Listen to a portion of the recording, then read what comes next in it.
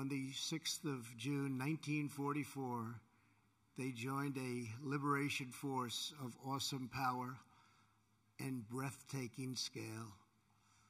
After months of planning, the Allies had chosen this ancient coastline to mount their campaign to vanquish the wicked tyranny of the Nazi Empire from the face of the earth.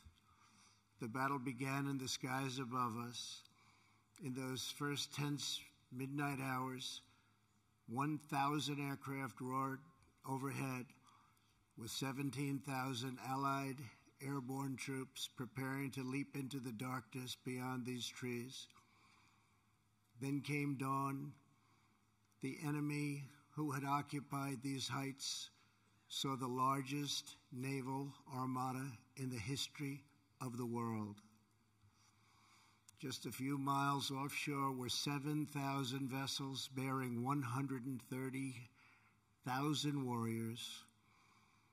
They were the citizens of free and independent nations, united by their duty to their compatriots into millions yet unborn. There were the British, whose nobility and fortitude saw them through the worst of Dunkirk and the London Blitz. The full violence of Nazi fury was no match for the full grandeur of British pride. Thank you.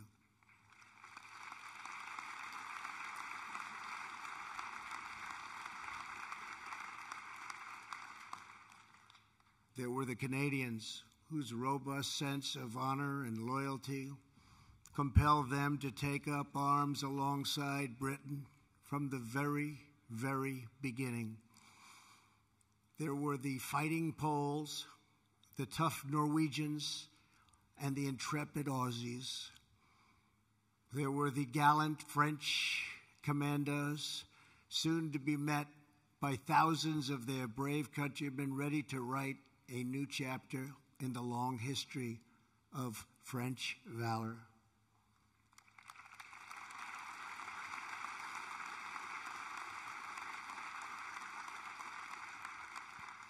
And finally, there were the Americans. They came from the farms of a vast heartland, the streets of glowing cities, and the forges of mighty industrial towns. Before the war, many had never ventured beyond their own community. Now they had come to offer their lives half a world from home. This beach, codenamed Omaha, was defended by the Nazis with monstrous firepower, thousands and thousands of mines and spikes driven into the sand so deeply. It was here that tens of thousands of the Americans came. The GIs who boarded the landing craft that morning knew that they carried on their shoulders not just the pack of a soldier, but the fate of the world. Colonel George Taylor, whose 16th Infantry Regiment would join in the first wave, was asked what would happen if the Germans stopped. Right then and there, cold on the beach, just stopped them. What would happen? This great American replied, "Why, the 18th Infantry is coming in right behind us. The 26th Infantry will come on too. Then there is the 2nd Infantry Division, already afloat, and the 9th Division, and the 2nd Armored, and the 3rd Armored, and all the rest. Maybe the 16th won't make it, but someone will." One of those men in Taylor's 16th Regiment was Army medic Ray Lambert.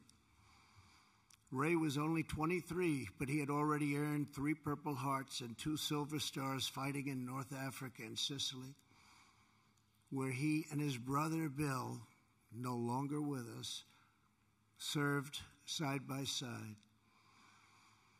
In the early morning hours, the two brothers stood together on the deck of the USS Henrico before boarding two separate Higgins landing craft.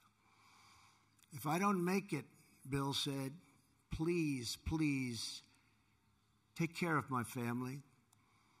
Ray asked his brother to do the same. Of the 31 men on Ray's landing craft, only Ray and 6 others made it to the beach.